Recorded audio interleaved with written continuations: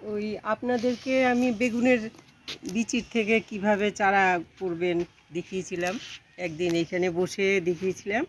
ওই যে বীচি আমি লাগিয়েছিলাম, ওই বীচির এই যে চারা হয়েছে, এই যে চারা হয়েছে। তো চারার থেকে আমি তুলে চারা লাগিয়েছি যে এই যে এই যে এতখানি বড় হয়ে গেছে। যেখানে চারাটা থাকে সেখান থেকে নেড়ে না লাগালে চারা বড় হয় না। আমি আগে বোধহয় দেখিয়েছিলাম আরেকটু চারা, ওইটার থেকে ওইখানে লাগিয়েছি, কাছাকাছি কয়েকদিন আগে পরের চারা এই এতটুক বড় হয়েছে। এইটার সাথে চারা আমি দেখাচ্ছি, আরও বড় হয়েছে, বড় জায়গা।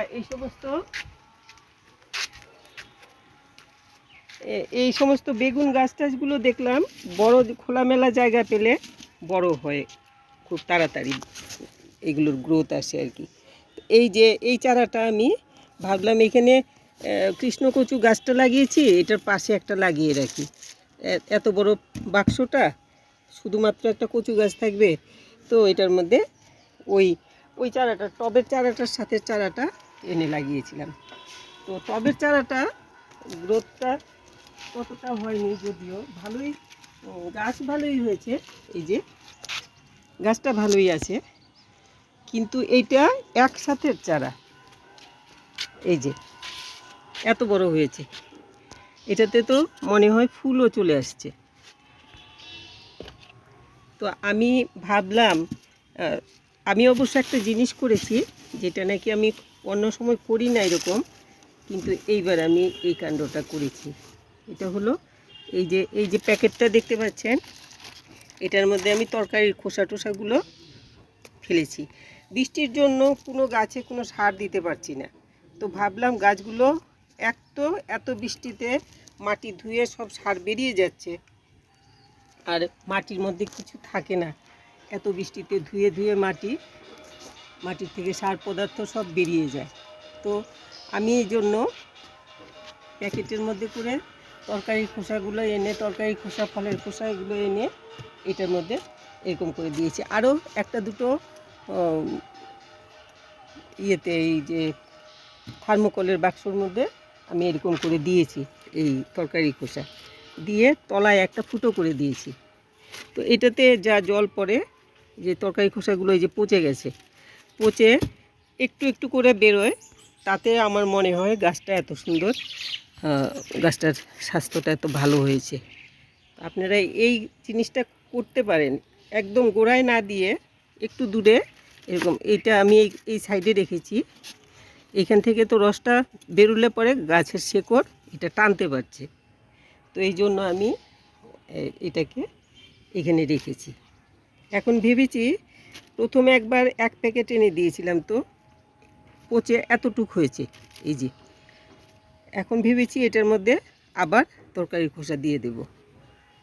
পচে এটার থেকে যেই জলটা বেরোয়, আমরা তো ওই জলটা এনে আবার জলের সাথে মিশাই, তারপরে দিই।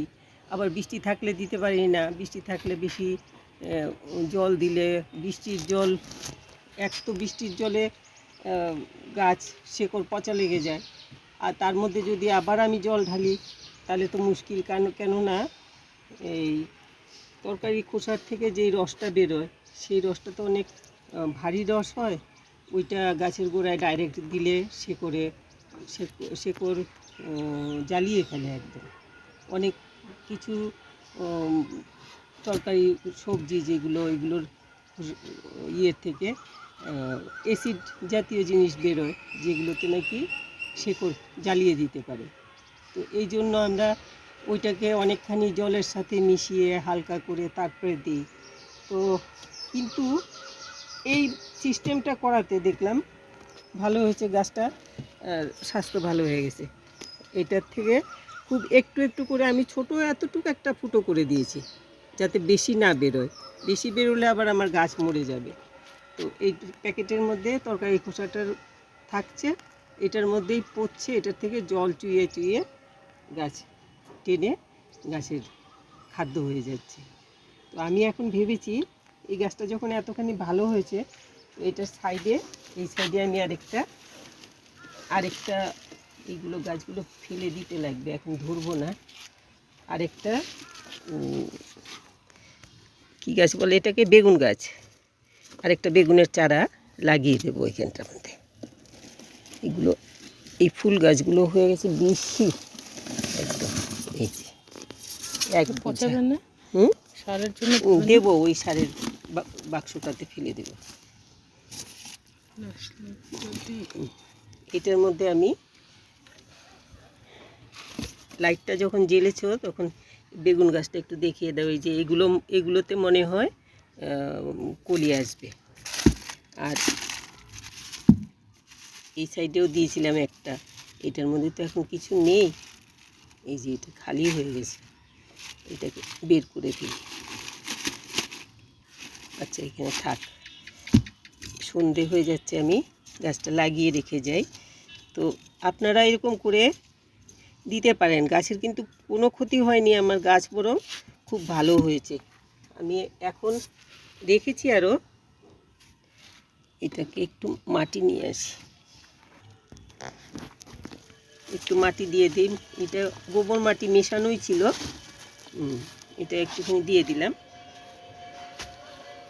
ছাদের মধ্যে আমি এই পোটলা পোটলা সমস্ত রেখে দিই, যখন যেটা লাগে। এই যে চারাটা লাগিয়ে দিলাম, এই বেগুনের চারাটা, দেখা যাক এটা কি হয়। এটা তুলে রেখেছিলাম আরও আগে লাগাবো করে, পাতাটা শুকনো শুকনো হয়ে গেছে। ইচ্ছে করলে ওইখান থেকে ফ্রেশ লাগাতে পারি, লাগাবো না, এটা থাক, এটাই থাক, লাগিয়েছি। আচ্ছা এখন আমি দেখাচ্ছি, আমি তরকারির খোসা দেখেছি প্যাকেটে, এখানে আরেকটা প্যাকেট দিয়ে দেবো।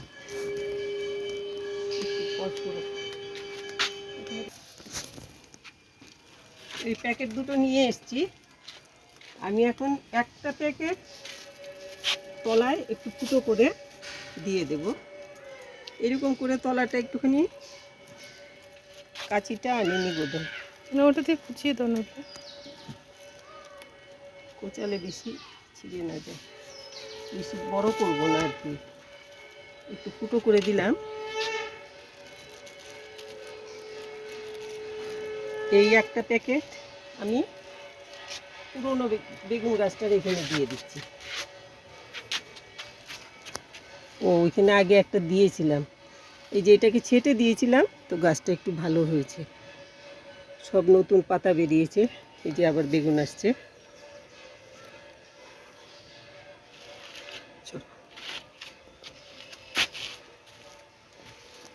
আর এখন আমি এই প্যাকেটটার ভেতরে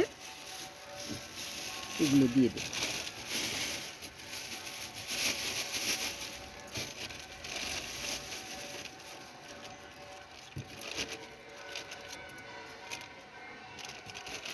আর বৃষ্টি না হলে এটার মধ্যে একটুখানি জল দিয়ে দিলে ভালো হবে। আমি একটুখানি এখন জল দিয়ে দেবো, আজকে প্রথম আমাদের এখানে একটু রোদ উঠেছে, যদি কালকে আবার রোদ না হয় তাহলে তো আমার এগুলো শুকনো হয়ে থাকবে, আমি একটু জল দিয়ে দিই।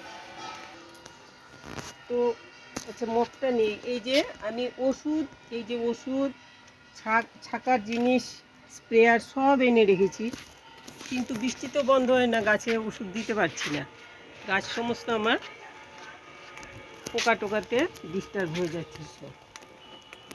এখন সন্ধে হয়ে গেছে, আমি একটুখানি এইটাতে একটু, যেটা লাগিয়েছি এটাতে একটু জল দিয়ে দিই, ভিজাই আছে, অল্প জল দিলেই হবে। আর এইটাতে জল দিয়ে দেবো, এটা ভেতরে।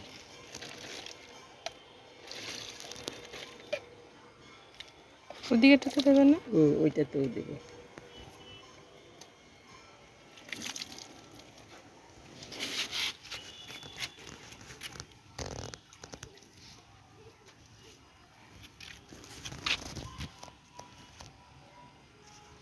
এখানে বেগুন ধরে রয়েছে, যে ধরছে আর কি, হচ্ছে। হ্যাঁ দেখিয়ে দিই, এই যে এই যে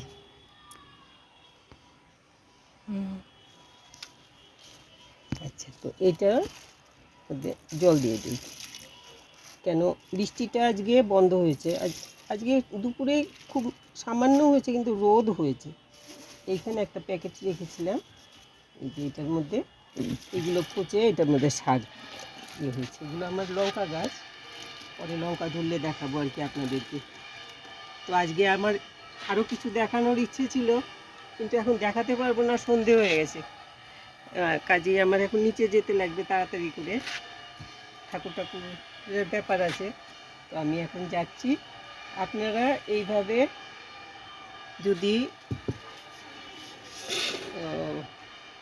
ওই বললাম যে আমি এটা পচাবো, পচিয়ে সার তৈরি হবে, তারপরে মিশাবো, তারপরে দেবো, সেই ব্যবস্থাটা রাখবো নিশ্চয়ই, সেই ব্যবস্থা তো আমার আছে। কিন্তু যেগুলো বড় গাছ, এই যেমন বেগুন গাছ, লঙ্কা গাছ, এইসব জাতীয় কিছু কিছু গাছের মধ্যে গোড়ার থেকে একটু দূরে এরকম দিয়ে রাখলে পরে কিন্তু গাছটা অনেক ভালো দেখাই যাচ্ছে, গাছটা কতখানি শক্তিশালী হয়েছে। তো আপনারা এইভাবে করতে পারেন, গাছের কোনো ক্ষতি হবে না। আমার গাছ তো ভালো হয়েছে, দেখতেই পাচ্ছেন। কাছে নিয়ে দেখা, একটুখানি দেখিয়ে দে গাছটা।